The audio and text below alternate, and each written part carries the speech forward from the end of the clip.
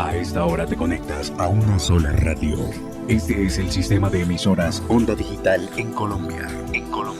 Radio virtual, hecha por jóvenes, pensada por universitarios. Sistema de estaciones Onda Digital. Un concepto diferente.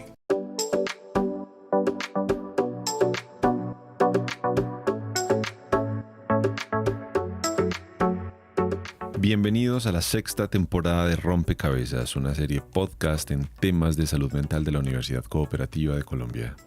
El día de hoy nos encontramos con Verónica Córdoba Sánchez, psicóloga de la Universidad de Antioquia, magíster en investigación en psicología de la salud de la Universidad Autónoma de Barcelona, candidata a doctora en psicología de la Universidad San Buenaventura en Medellín y docente de la Universidad EAVID. Verónica, ¿cómo estás el día de hoy? Muy buenos días, Joseph. Muchas gracias por la invitación. Muy contenta de estar aquí. Muchísimas gracias a ti por sacar un espacio para poder hablar el día de hoy sobre el tema que nos convoca. Para que quienes nos escuchan ahora lo sepan, hablaremos sobre el virus del papiloma humano o VPH. Esta es una de las infecciones de transmisión sexual más comunes a nivel mundial.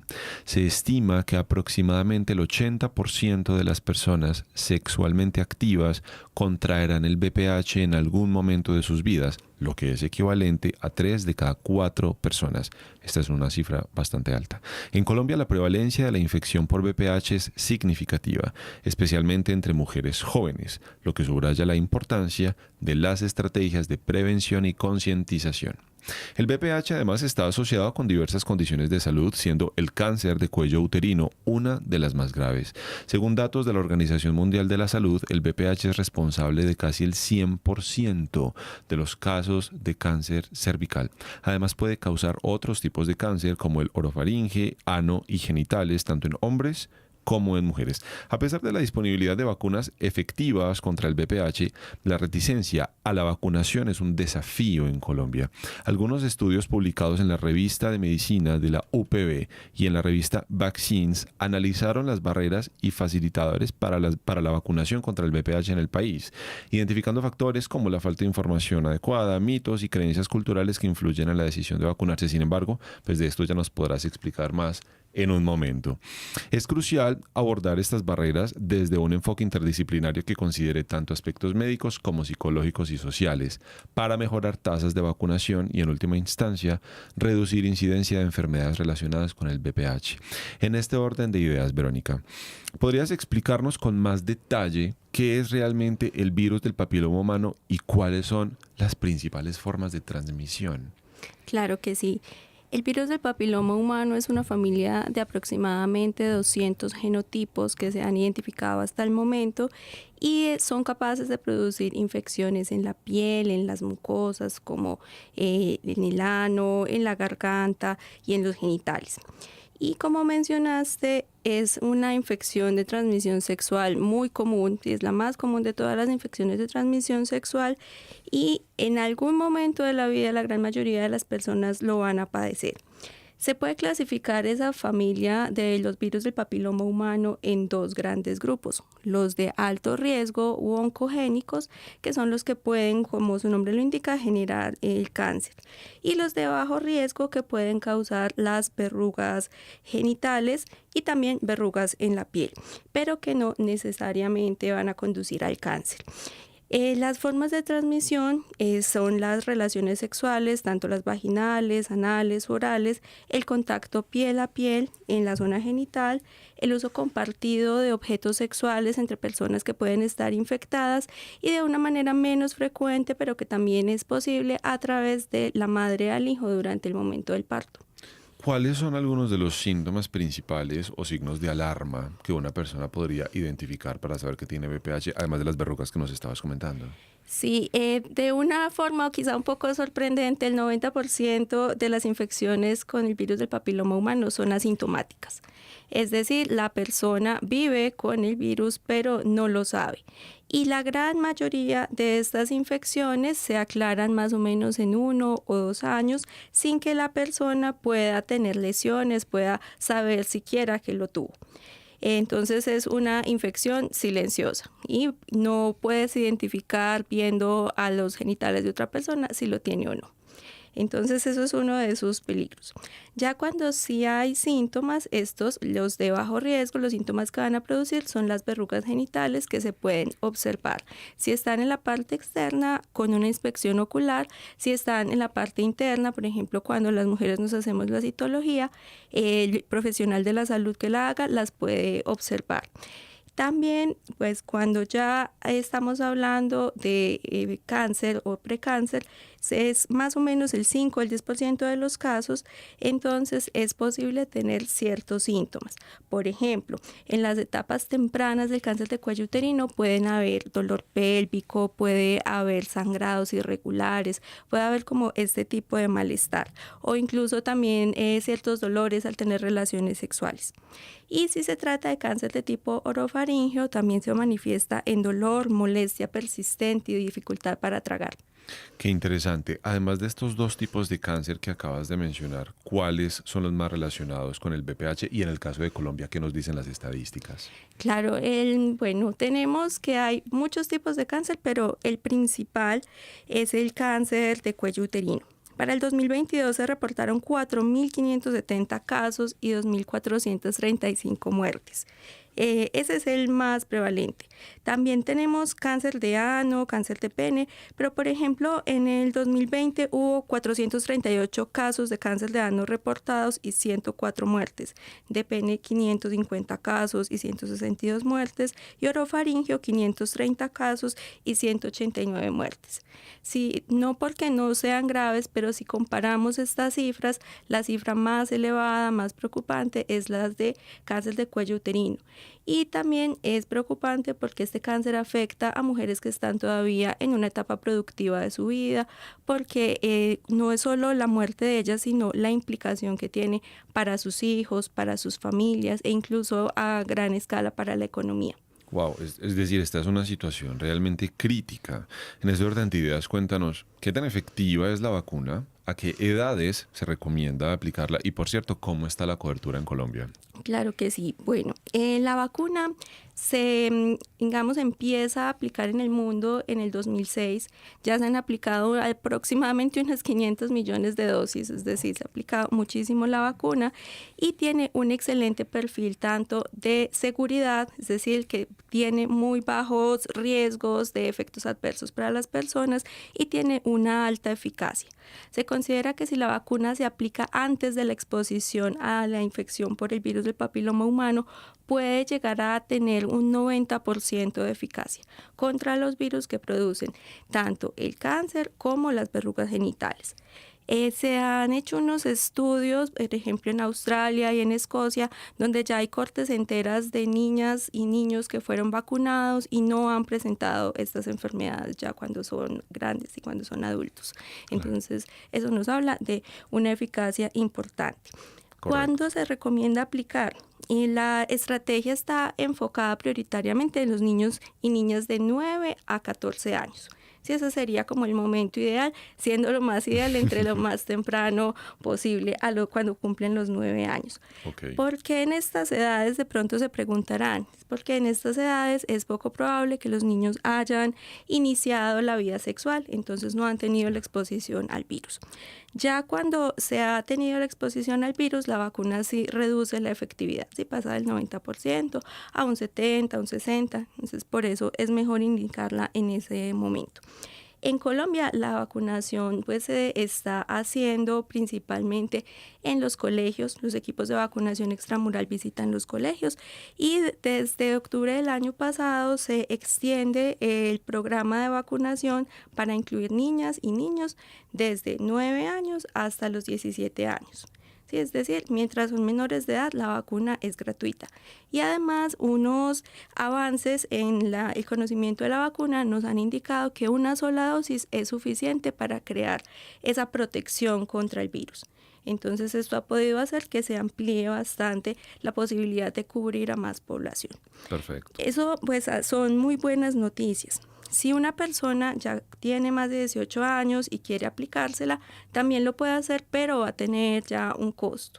Sí, puede recurrir, por ejemplo, en la ciudad a su EPS o también a Confama, Profamilia, allí se hace la aplicación de la vacuna. Bueno, y respecto al tema que pregunta sobre la Sí. cobertura, ese es el tema más espinoso, porque en Colombia pasó algo muy particular con la vacunación. En Colombia la vacuna empieza a aplicarse en el año 2012. ¿Sí? En esa época el esquema de vacunación es de 3 dosis y está orientado solamente para las niñas de 9 años. Inicialmente, los primeros años, 2012, 2013, la cobertura es excelente. ¿Sí? Más o menos alcanza hasta un 90% de cobertura de la vacunación de todas las niñas que deben vacunarse. Pero en el primer semestre de 2014 pasa un evento pues bastante particular. En un pueblo de la costa atlántica que se llama el Carmen de Bolívar, ocurre que unas niñas, unas adolescentes a las que les aplicaron la vacuna, y cuando hubo un cambio en el esquema para incluir a la población más grande, Sí. Estas chicas empiezan a tener unas reacciones, unos síntomas que consistieron en unos desmayos, en parestesias, dolores de cabeza y dificultad para respirar.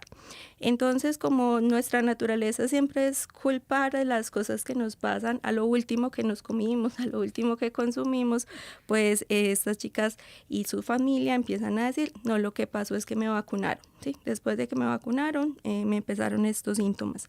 Y las noticias y los noticieros del país realizaron un cubrimiento de esta noticia que podríamos decir, ya mirándolo con todos estos años que han pasado, de una manera muy irresponsable, porque pasaban una y otra vez las imágenes de las adolescentes desmayadas, las adolescentes en urgencias, y entonces Generando un pánico. sí, generaron un pánico y generaron mucha desconfianza en la vacuna.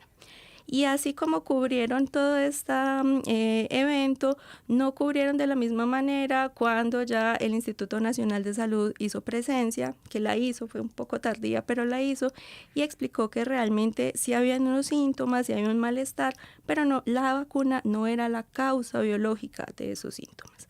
Entonces, esa medida de eso que pasó, haya pasado ya hace 10 años, las personas todavía conservan ese recuerdo, ¿sí? Esas imágenes de esas niñas desmayadas, esa sensación de que estaban aplicando algo que les hacía daño a las niñas, ¿sí? Entonces, este evento sí ocurre aquí, pero también ocurrió en otros países, sin encontrar de nuevo una causa biológica para la sintomatología que ellas estaban presentando. Y realmente pues esto ha tenido una repercusión muy grande porque la cobertura después de que pasó esta situación descendió hasta tener un 5% de cobertura de la vacunación.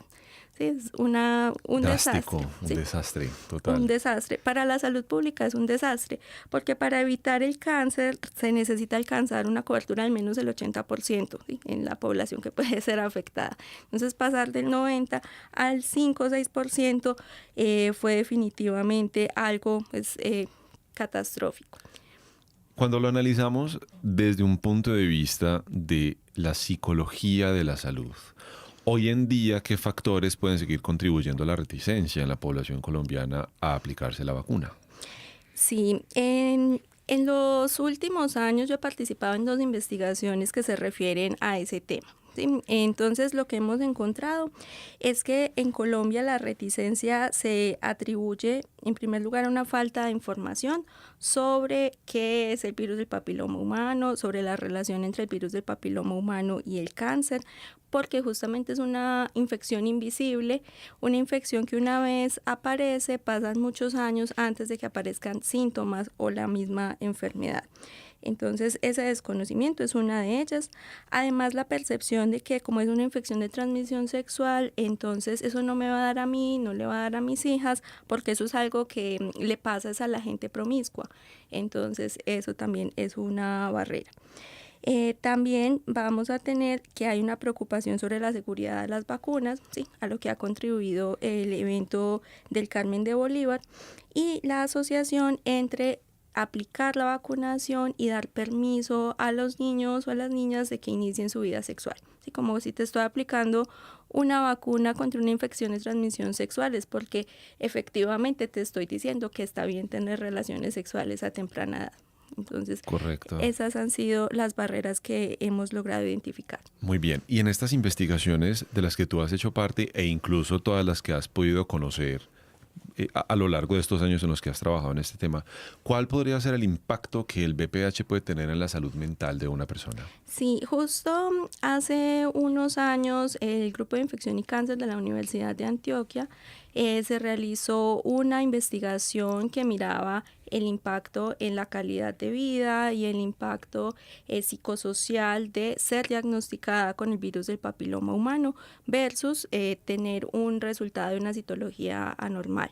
Y se encontró que efectivamente saberse portadora de una infección de transmisión sexual sí tiene un impacto, eleva los niveles de ansiedad, porque pues es posible que tengas el virus, no tengas síntomas y entonces no haya como tal un tratamiento para el virus, porque el virus se aclara normalmente por sí solo y lo que se trata del virus, sino los síntomas.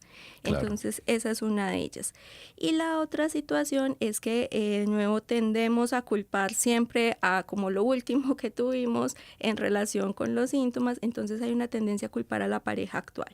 Aunque puede no haber sido, sí puede haber sido, pero también puede haber sido que haya sido una pareja anterior la que realizó el contagio y entonces pues la persona puede llegar y pensar, es que me está engañando, está siendo infiel, se afecta la confianza en esa relación de pareja.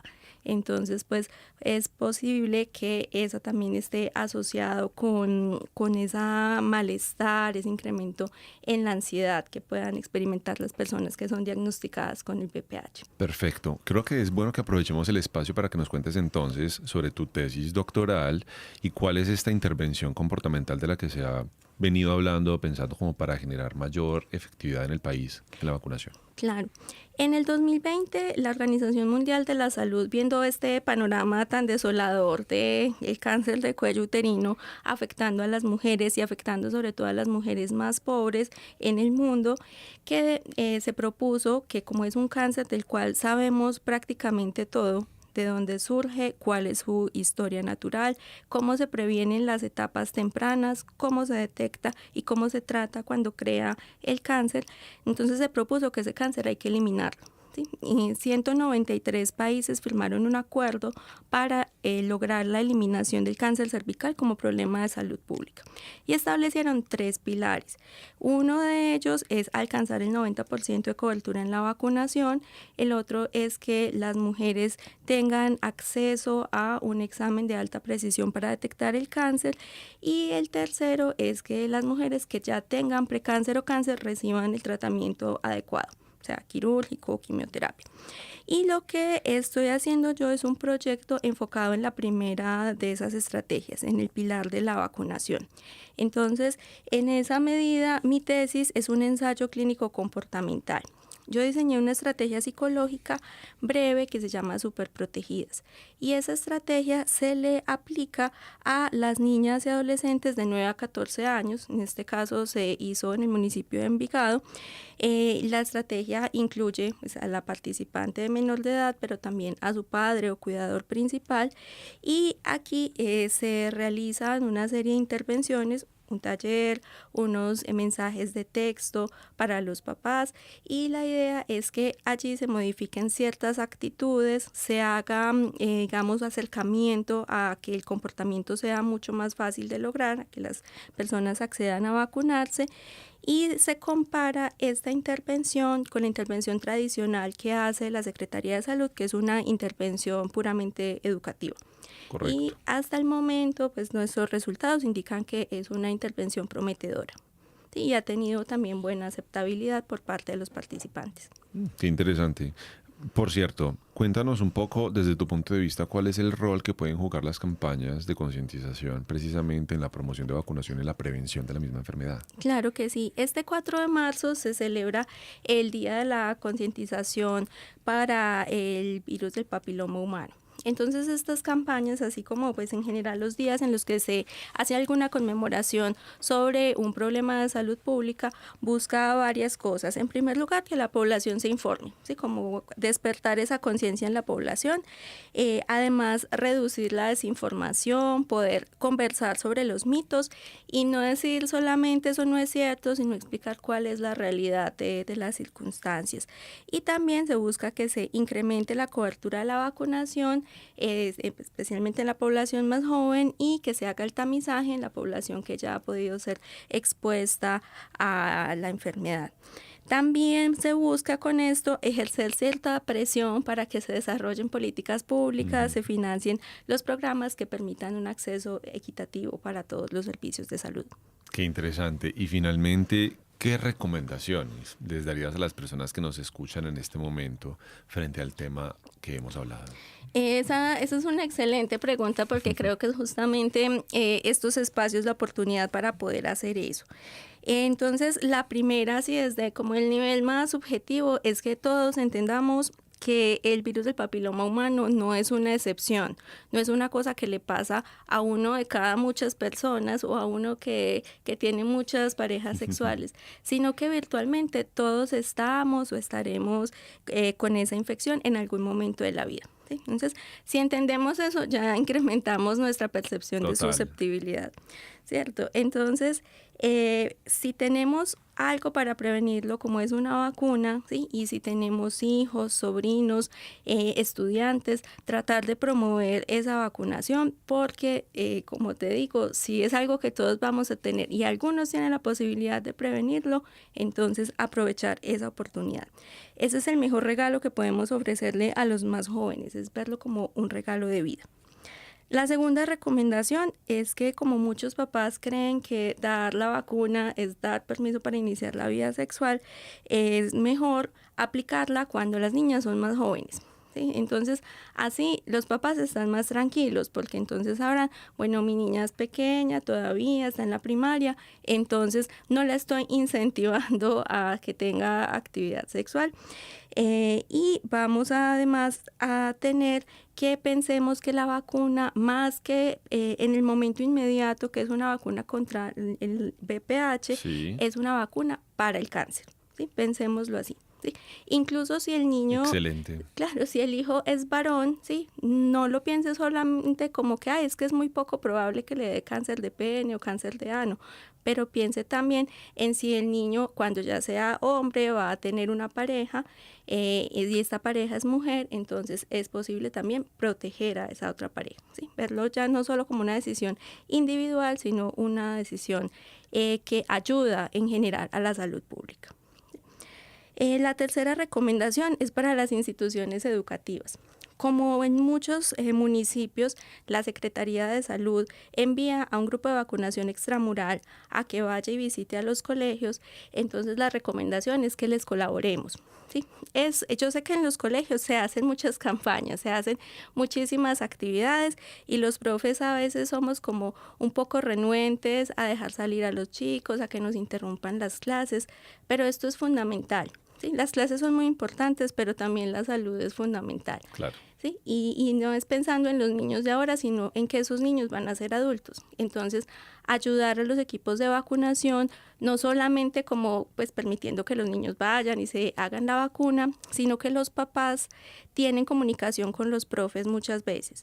Hay herramientas como el cuaderno de comunicaciones, los grupos de WhatsApp. Entonces, un mensajito del profesor diciendo, papás, mañana van a vacunar a sus niños, mándenles el consentimiento informado, diligenciado, puede ayudar bastante. ¿Sí? Porque los niños son olvidaditos y demás. Entonces, claro. Esa cosa simple que puede hacer un docente puede ayudar muchísimo. Y por último, para todas estas personas que pueden tener a su cargo realizar campañas de vacunación, ¿sí? Personal de salud, equipos en la EPS, se ha encontrado ya que hay ciertas cosas que son más eficaces que otras para promover la vacunación. Entonces, una de ellas es el uso de la tecnología. como la desinformación se transmite así muy fácil, nosotros tenemos que utilizar los mismos medios que la desinformación para llevar información. Entonces, se ha visto que los mensajes de texto, los mensajes por WhatsApp son súper eficaces, ¿sí? Generalmente no nos gusta tener mensajes sin leer, entonces como que, bueno, lo voy a mirar. Y por ahí mismo, una forma rápida y atractiva puede hacer que la persona pues decida vacunar a su hijo o a su hija. Además, es más eficaz que esos mensajes siempre digan que la vacuna protege contra el cáncer, ¿sí? Eso es fundamental. Más que decir que la vacuna protege contra el VPH, tenemos que enfocarla siempre en que protege contra el cáncer. Y que los papás son los agentes protectores de los hijos. Y los niños generalmente nunca piensan como que me voy a enfermar en 10 años, en 20 años, pero son los papás los que sí lo saben y son los responsables de ellos. Entonces, esa es una estrategia que se ha visto eficaz y también que los médicos recomiendan y respaldan ampliamente esa vacuna, porque eso le produce tranquilidad a los papás de que no les van a hacer daño a sus hijos. Verónica, mil gracias por este espacio tan informativo y tan productivo. Listo, muchísimas gracias a ustedes por invitarme y por permitir compartirles esta información. Muchas gracias a ti por tu conexión. Esto fue Rompecabezas, episodio 5, temporada 6. Quien te habló fue Joseph Flores. Chao, chao.